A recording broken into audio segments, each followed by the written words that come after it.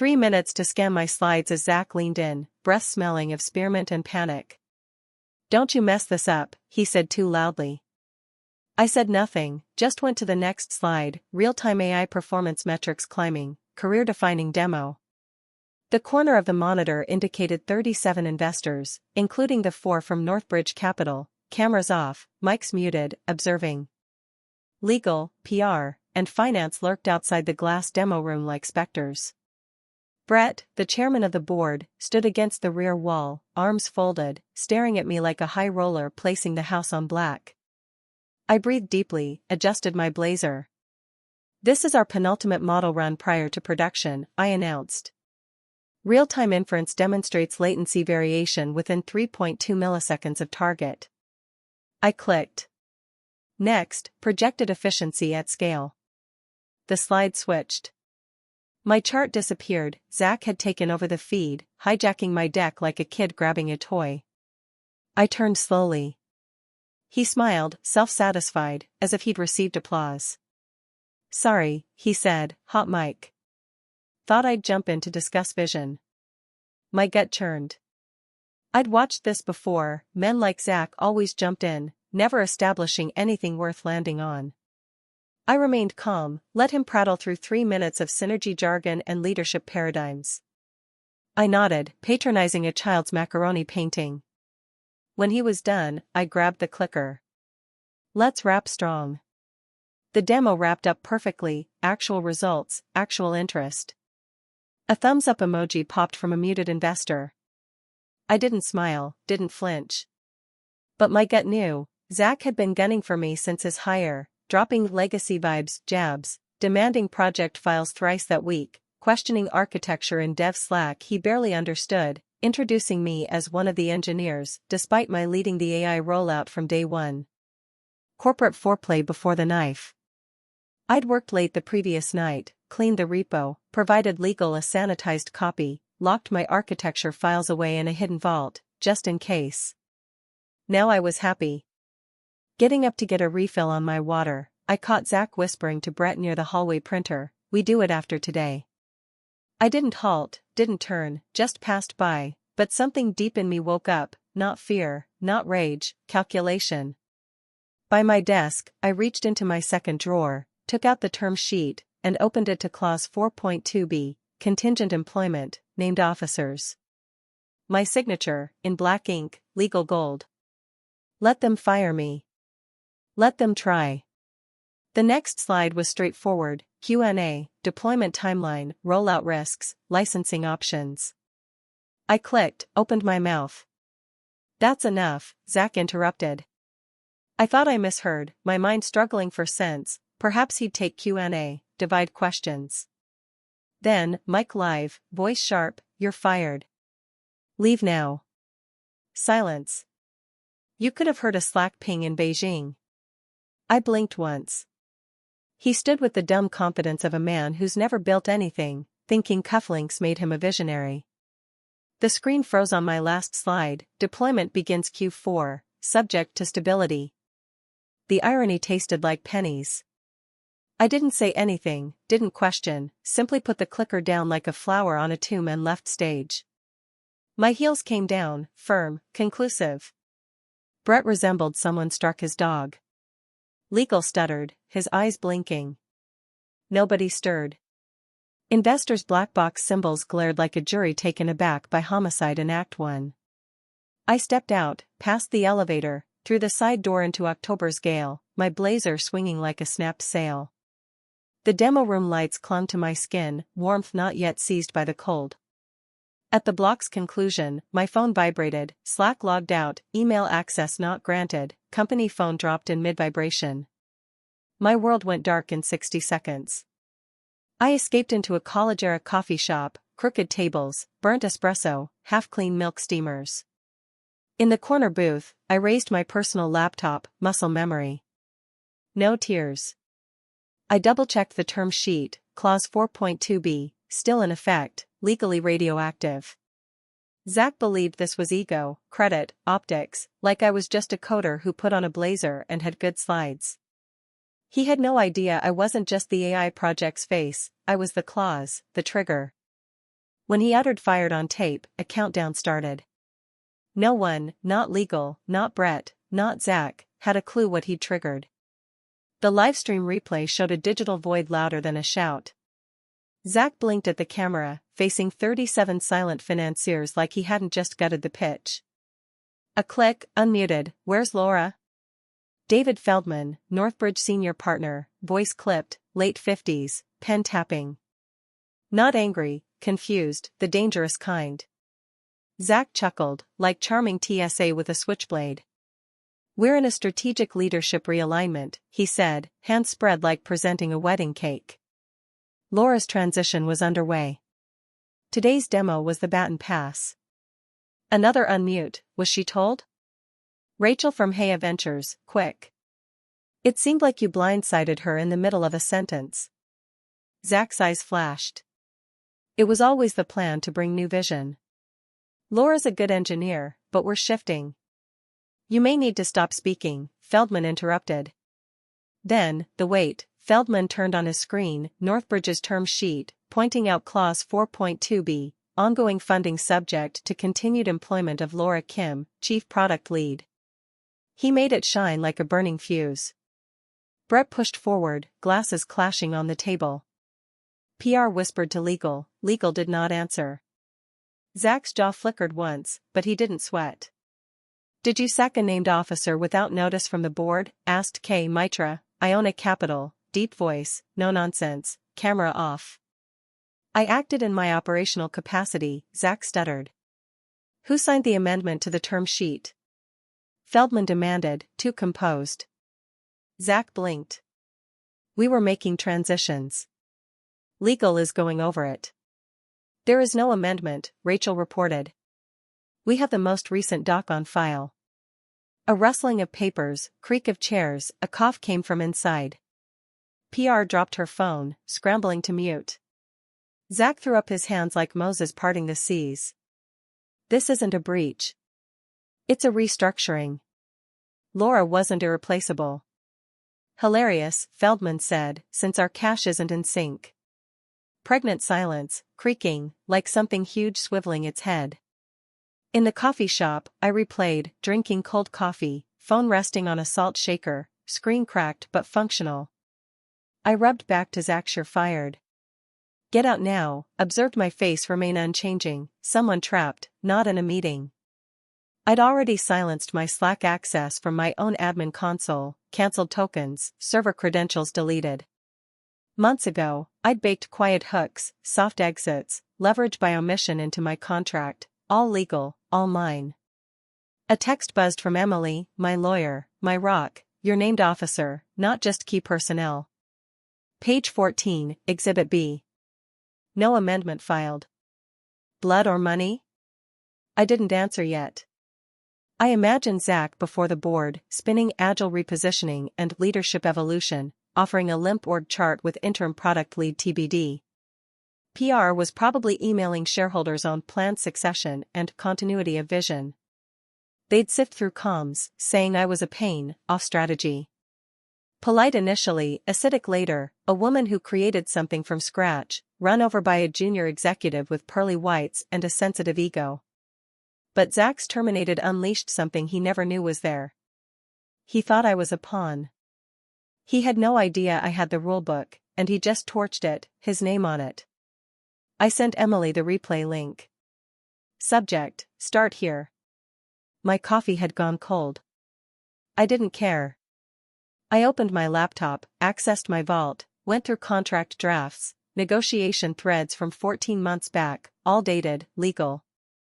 Officer designation, term sheet tie-in, board approval chain, Zach CC'd on the email. Unread, according to the tracker. He'd walked in like he owned the building, not even checking who constructed the foundation. My phone buzzed, Emily, drafting the breach letter. Sign today or make them sweat. I stared at the screen. Zach expected a loud meltdown, a tearful tweet, a desperate plea for my reputation. Not me. I wouldn't scream, tweet, or flinch. I'd do worse, I'd wait. Let him spin his PR lies, let the board try to bury Clause 4.2b, let investors sip their coffee and ask quiet questions. By the time they looked for me, I'd be 10 moves ahead. A compliance call was set for 9 a.m. sharp, no calendar invite, just a one-line email from Northbridge's managing partner: "Let's clarify the chain of authority before moving forward. Counsel to attend." Translation: no more spin, bring your lawyers or a shovel. At HQ, panic echoed. I pictured interns digging through PDFs, general counsel scanning footnotes, Zach pacing a trench outside the boardroom, going on about optics. Someone finally opened the term sheet final executed PDF. There it sat, Clause 4.2b, bulletproof, ongoing payment of investment proceeds hinges on continued employment of Laura Kim, Chief Product Lead. Any redesignation, role, or employment status change shall be disclosed and revised in writing at least 30 days before effect. Failure is material breach, subject to suspension of funds on an immediate basis. No loophole, no gray area, just my signature signed into the spine of the deal. At 9:12 a.m., my phone rang. Brett, board chair, not Emily, or blocked number. I hesitated, picked up. "Laura," he said, voice strung tight, as if he was walking on glass. "Quick question. Clause 4.2b, did you know about it?" I breathed in slowly, time being on my side. "Sure thing. I created it. One of the IP retention strategies I sold to legal to safeguard the AI system from executive rotation. You signed off on it, October 12 last year, board packet. You inquired whether it was enforceable. I replied it was airtight." Dead silence, long and heavy. "I see," Brett said after a while. "All right." He hung up without a goodbye. I opened the investor channel logs, queries regarding deliverables, personnel continuity, audit logs. Zach wasn't cloned, they were surgically cutting him out, silent. A junior associate from IATA poked legal later, no written amendment submitted for the personnel clause. Number 30-day notice, no replacement designation. This seems to be a violation. Feldman's response, 6 words: suspend payment schedule pending legal clarification. The $50 million transaction stalled, not in a press release or TechCrunch dump, but in a lawyer's inbox, high priority flag, buried amidst crises no one could touch until this seeped out. Emily texted, "They're panicking. Zach called our office, wants to talk." Ignore? Me, make them sweat. Draft interim reinstatement or settlement terms? Me, no. I want the board to call. This was not about my work, it was about whose name constructed this, whose hands cradled the architecture, whose vision saved them a dozen times before Zach was aware where the bathroom was. I cradled the fuse and the fire, just getting started. Midweek, the spin machine wheezed to life. A 6:42 a.m. internal memo, leadership evolution brief, dripped buzzword soup, dynamic cultural shift, role fit reassessment. It suggested I had issues with collaborative adaptability and mission goal alignment.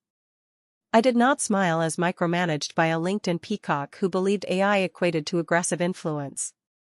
A second document, internal only, had me pegged as combative, resistant to vision, with escalating territorial behavior over product control. Desperate, laughable. Zach had nowhere to go, the clause drained the oxygen from his strategy. HR would not support his allegations, too risky. Legal went dark. PR's non-new to shareholders, we're heading in the direction of an aligned leadership model, corporate for we smashed the engine, now we're using duct tape on the wheel. Investor Relations responded at 10:17 a.m., straight to the boardroom and C-suite, clarify rationale and process behind the leadership change during the live demo. Investors need transparency on succession planning and staff compliance under terms. Response within 24 hours. The please was cosmetic. Emily signed at 11:04 a.m., submitting a one-sentence doc through DocuSign to each officer notification email address. Notice of material breach, Clause 4.2b, Section 3.4, term sheet dated, mm/dd/yy. Stamped, irreversible, a cyber whisper with demolition derby power. I didn't phone, tweet sinister quotations, or upload heavy photographs. Quiet terrified them more, it implied I knew what I was doing, no approval required. Zach flailed harder, calling in all hands for team momentum. 3 department heads declined, one said, let's wait till the dust settles. He asked my direct reports for documentation summaries, they ghosted. He pushed a narrative to the product team, I'd left over creative differences. A Slack thread got 1 emoji, a clown. He called the clause a misunderstanding, floated it might be non-binding without shareholder ratification. That's when I knew he was finished. A man restructuring contract law to venture lawyers was working out of fear, not tactics. Whiskey on my porch that night, laptop cracked open, I sensed the turn. Investors weren't apathetic, they were diligent, collecting questions like a jury observing the defense collapse. Zach yapped into a void that refused to yap back, unaware I wasn't combating him. Gravity was. His words, his actions, drew him further with each desperate trying to get away. I didn't have to discredit him, he was doing it himself. By the time he dared lift up his eyes, he'd be at the bottom of a breach notice, nobody left to haul him up. A Zoom meeting opened, 6 black boxes, 1 camera on, a door and Finch paralegal, not quite 25, in a home office too bright, lips pursed like she'd walked into a funeral wearing sweatpants. Participants by name, NDAs piling up in the air. Zach arrived 5 minutes late, profile pic from some yacht party no one inquired about, camera off. Smart, he knew they didn't care to see his face, only receipts. Let's start, stated Feldman, Northbridge, serene, detached, numbers yelling at him.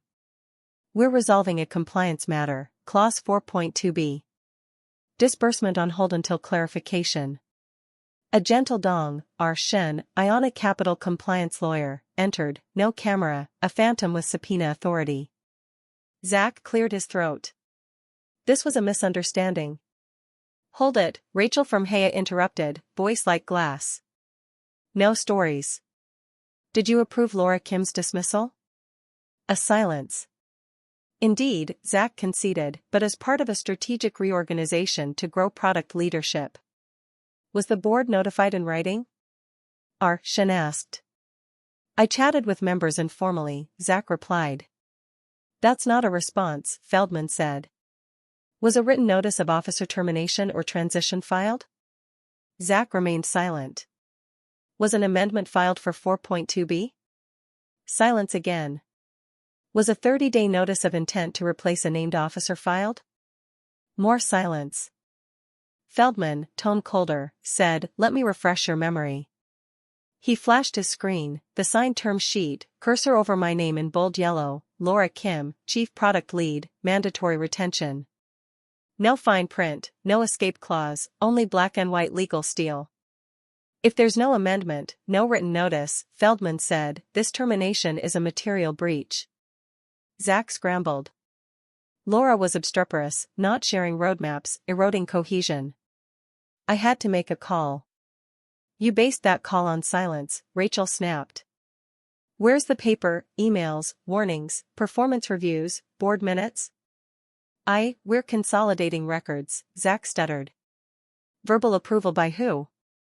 Blankness. A blip, someone muted, unmuted by mistake. This is a formal audit question, R. Shen announced. No papers, no messages, no timestamps, you made a solo decision breaching a binding agreement. That's exposure for the board, the firm, every dollar pledged. Zach's voice broke. It wasn't sabotage. Sabotage? Feldman interrupted. No one mentioned sabotage until you did. A click, Brett, board chair, came, quiet in his grid corner like a parent after a shattered window. Tension didn't escalate, it hardened. Zach had nothing left, caught not halfway through lying, but halfway through disaster, caught up in the wreckage. I wasn't there, didn't have to be. My absence took up space, every clause, every comma, my name resonating louder than Zach's thrashing. The storm was just landing. 23 minutes in, Feldman addressed the group, unequivocal, terminal. In light of the open breach and absence of documented procedure, I move to adjourn the term sheet pending legal clarification and risk reduction. including deferral of the next disbursement tranche. It struck with a deafening thunderclap, second need not apply. Offstage, Slack channels burst with enigmatic sentences, need sidebar now. Loop legal. Where's the amendment? Private texts flew between directors, lawyers, outside advisors, nobody desired their name attached to this explosion. Brett convened an emergency executive meeting. A trusted engineering pal leaked the agenda: legal risk, executive abuse, personnel compliance violation, continuity plan, Zach's motives. A slip-up was souring into an issue of intent, risk not only to Zach, but to anyone who had supported him uncritically. At noon, a board member lost it on a private call that was addressed to Brett and Zach. A third director came in late, unmuted, and I received the audio anonymously. You opened this wide, the voice snarled, angry. We trusted you to guide the transition, and you made it a goddamn coup. This isn't realignment, it's malpractice. Zach grumbled about momentum, decisiveness.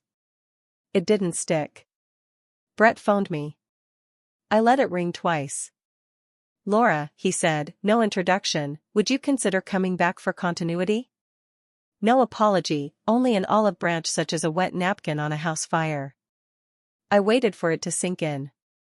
Under terms amended, I spoke bluntly. Complete operating control of product and engineering. Zach out. And in writing, no job changes without 2/3 board approval, effective last week. A silence. You'll do the announcing, not me. Let me bring that to council, Brett said. You do that, I said. Clock's ticking. While they frantically untangled Zach's disaster, I was upstream creating a superior engine. The breach clause wasn't only a shield, it was a lever. The board sensed the decline in confidence, froze the funding, bloodied the spreadsheets. They comprehended what I'd always understood: silence isn't surrender, it's strategy. The investor conference room was chillier, glassier than Seoul, refurbished with a shiny black table like an imitation coffin lid masquerading as innovation. Brett hugged the wall, arms crossed, eyes darting between screen and door, waiting for judgment. I came through the west elevator, Emily half a step behind, navy pantsuit yelling I don't negotiate with middle managers. Revised terms were in her leather folder. The room fell silent, no hellos, only heads moving, pulses adjusting. I did not occupy the demo table or my former chief product lead position, the placard removed since Zach's stunt. I took the head of the room, unclaimed. Emily set her folder on the glass. Eyes locked on us. Feldman, cool as ever, leaned back, camera on, tie off. We're here to determine next steps on interim executive structure and term compliance. He glanced at Zach, who'd slithered in through the side door. I'm sorry, who are you? Feldman asked. Zach blinked, deer in headlights. Zachary Lane, EVP Strategy. Acting, Rachel of Haya stated, never looking up from her tablet. No one elected you acting anything. Feldman addressed me. Ms. Kim, are you prepared to resume operations as interim CEO pending board restructuring? I nodded once. Subject to execution of the amended agreement. My advisors have prepared records, call logs, communications, decision streams. I will require access. I looked at Brett, unblinking. Have my desk boxed up. I'll be upstairs. Zach stood. Wait, this isn't an official vote. A knock. Security, 2, courteous, unmistakable, dressed in business black. One clutched a clipboard, the other, Zach's badge in plastic evidence sleeve. Mr. Lane, clipboard said, with us, please. You're relieved of duty pending review. Access suspended. Zach reddened, then paled, translucent. You can't just. Emily cleared her throat. You broke a financial instrument subject to federal securities regulation. Yes, we can.